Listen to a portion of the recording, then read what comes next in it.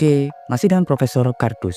Saat ini, para raksasa industri teknologi tengah berupaya untuk mengembangkan berbagai konsep komponen strategis dalam bidang elektronika, baik komponen aktif yang berfungsi untuk memperkuat, mentransfer, dan menyuntikkan arus atau daya, atau juga komponen pasif yang tidak bisa memperkuat arus, namun dapat digunakan untuk membatasi, menyimpan, dan memanipulasi arus listrik atau daya.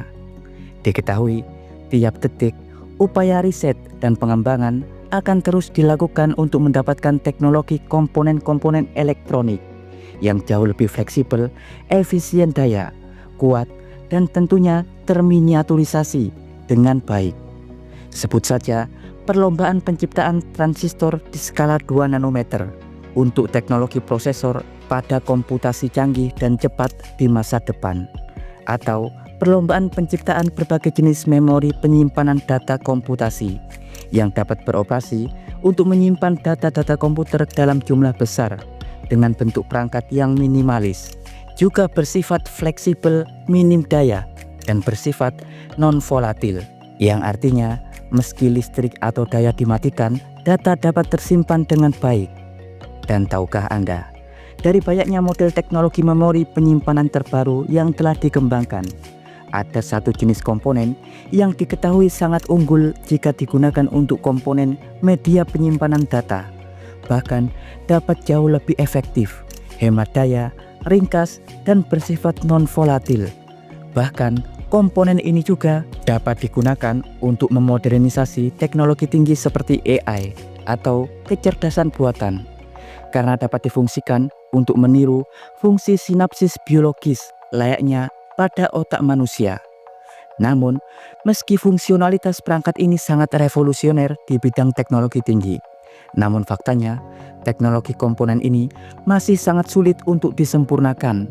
Bahkan sejak diteorikan pertama kali pada 1971 oleh Profesor Electrical Engineering Leon Chua dari Universitas Berkeley, Amerika Serikat.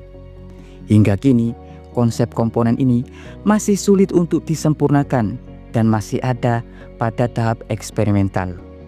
Ya, komponen tersebut adalah memory store, memori, dan resistor, sebuah konsep komponen dasar pasif keempat. Selain resistor, kapasitor, dan induktor, memory store adalah komponen yang diteorikan untuk dapat menyempurnakan keadaan simetri keempat dalam bidang elektronika, terutama untuk memfasilitasi simetri fluks magnetik dan muatan. Saat ini ada 3 simetri dasar yang telah ditemukan, yakni resistor yang memfasilitasi simetri tegangan dan arus, dan kedua adalah simetri tegangan dan muatan yang diaplikasikan oleh kapasitor, dan kemudian yang ketiga adalah fluks magnetik dan arus yang telah dapat difasilitasi oleh induktor. Diketahui hanya simetri fluks magnetik dan muatan yang belum dapat tercipta. Simetri inilah yang mencetuskan ide tentang memory store, sebuah komponen yang dapat mengatur aliran arus dan menyimpan jumlah muatan yang melewatinya. Memory store layaknya resistor nonlinier, namun dapat berfungsi sebagai memori yang dapat menyimpan informasi. Memory store bekerja dengan mengubah resistivitasnya berdasarkan jumlah arus yang melewatinya. Memory store diketahui mampu menyimpan informasi meski listrik atau daya dimatikan, dan umumnya memory store dikonsepkan dapat dibuat dengan 2 elektroda logam dengan lapisan isolator di antaranya. Dan untuk lebih jelasnya tentang mekanisme kerja dan sejarah memory store, dalam konten sebelumnya Profesor Kardus telah mengulasnya. Link informasi tersebut akan Profesor Kardus sisipkan di deskripsi. Dan kali ini Profesor Kardus akan mengulas hasil eksperimental terbaru yang dikembangkan oleh para ilmuwan dari Universitas Queen Mary London, di mana mereka mencoba membuat terobosan untuk menyempurnakan konsep memory store masa depan dengan mengembangkan memory store berbasis grafena. Inovasi revolusioner ini diterbitkan di jurnal Advanced Electronic Material pada Oktober 2024 kemarin. Menurut salah seorang kepala tim eksperimental, yakni Profesor Oliver Fenwick dari Queen Mary University, mereka berhasil membuat memory store Grafena skala wafer yang diharapkan nantinya dapat disempurnakan untuk skala aplikasi yang lebih besar untuk pengembangan komputasi analog fleksibel, sistem jaringan syaraf buatan atau AI, juga penyimpanan memori tanpa daya. Di sini mereka mengintegrasikan Grafena, material turunan karbon setebal satu atom.